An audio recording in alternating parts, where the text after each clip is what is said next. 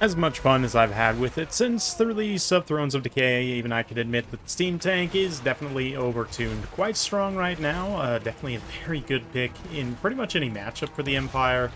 Maybe not if you're going to get counter-blasted by cannons, although you certainly can build around something like that if you're against, say, Dwarfs or Cathay. But today, we're going to see Ryder Rohan do his best to defeat the dreaded Steam Tank, and let's look at his tools for doing so.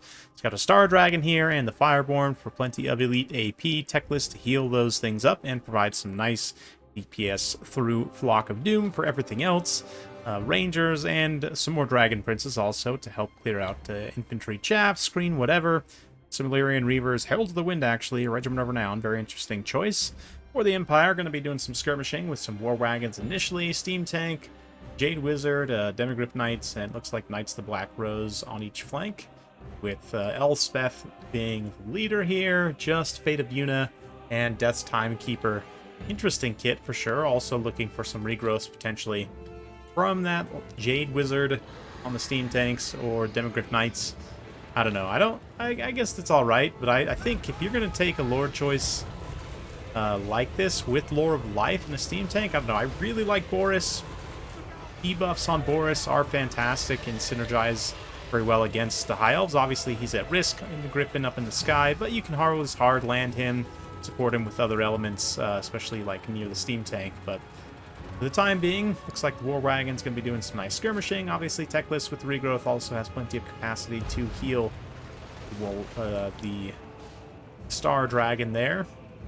Knights of Black Rose going to be pulling away here, getting a little bit overwhelmed. The Heralds of the Wind with their extra melee stats are just going to kind of rear charge them, prevent them from going after these other Illyrian Reavers too hard. Other Dragon Princes also charging in, so out on that flank there, the Knights of Black Rose extending pretty hard. I guess pulling back towards their own lines, really, but the High Elves punishing pretty heavily as the Reavers come through. Going to look to get a little bit of a rear charge here as well. Empire kind of holding the left flank much more effectively. Nice Flock of Doom, though, is going to open up on here from Techless, do some good DPS to a bunch of units.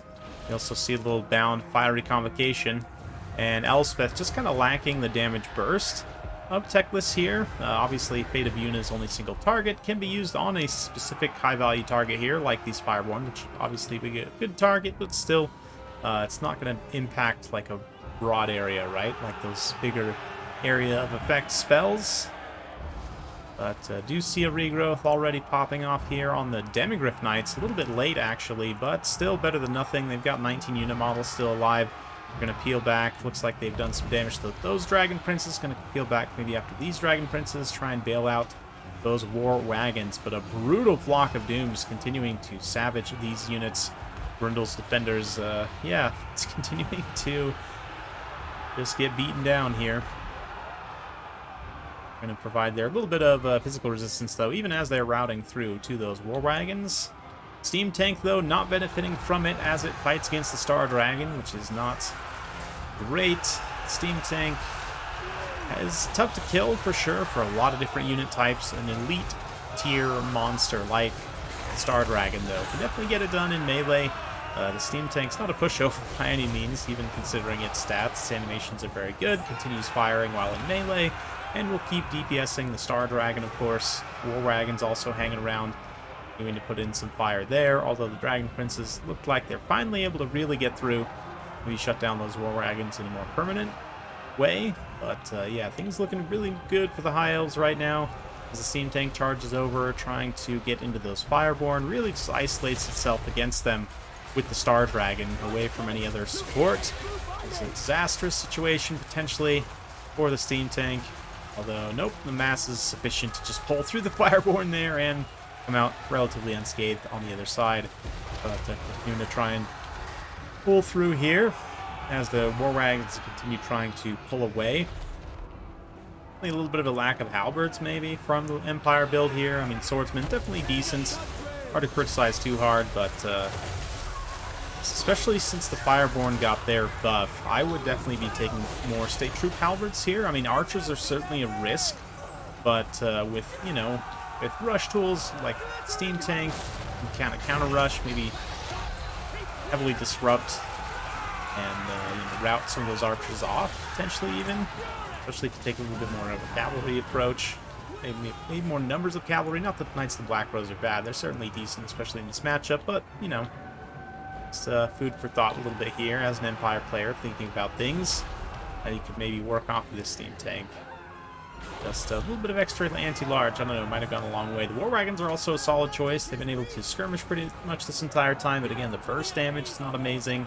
Definitely will pay themselves back over the course of a long battle. But here, Star Dragon's quite healthy, Techless is quite healthy, Steam Tank, again, isolated here without really much in the way of reinforcements, and if we take a look at Elspeth's value as well, yeah, only 500 value, so really not as effective as what you would want. Just be much better off to take a Combat Lord in this situation, especially a self-healing Combat Lord like Boris, and, I mean, I don't know, taking him on horseback versus Star Dragon would be quite risky. I would say the Griffin, even though it is in the air, probably the least risky of any of these. High Elves do have the option of nets or, Tempest, although you're probably unlikely to see those in this matchup. Maybe nets from Techless specifically, but Tempest, I don't think. Yeah, maybe you see like a Wild Eltharian pick once in a while here and option in Tempest just in case. Not completely unheard of, but definitely, given that the steam tank is such a threat, you can kind of, again, play off of that to a degree, and that your opponents, a lot of your opponent's build is going to be designed to counter the steam tank, and so then what are the counters to those counters, right? Star Dragon is definitely one. Dragons in general, the powerful single entities for the High Elves, flying, can pick engagements, have great access to healing, probably some of the best healing in the game, to be honest, and it definitely shows here. Rider of Rohan, Star Dragon, ending the game quite healthy with 14,000 damage dealt, 3,000 total gold value, just beating down a number of high-value units. Techless also not to be scoffed at with that Flock of Doom. The Sword of Techless, extra spell mastery also just means he does a lot of DPS and can definitely clear out a lot of value, even considering, like, there's not that much expensive units besides, I guess, Demigryph Knights, who actually do get a pretty good performance back fighting off all of these Dragon Princes, which they themselves also do a great job paying for themselves. Yeah, state troops kind of just here. Knights of the Black Rose also. I mean, they're all right, but I think, again, probably want more volume of cavalry with something like this, or else to use some of that funds to switch Elspeth out for somebody like Boris. Yeah, interesting choice. I don't know, maybe if you keep Boris, like, with the Demigryph Knights, it's not as much of a risk. Who knows? Definitely an interesting game. Hopefully you guys enjoyed that one. I know I sure did. If you do like this sort of content, be sure to like and subscribe. Hit that bell notification button. Every time I upload a new video, you'll be notified. Thanks again. We'll see you next time.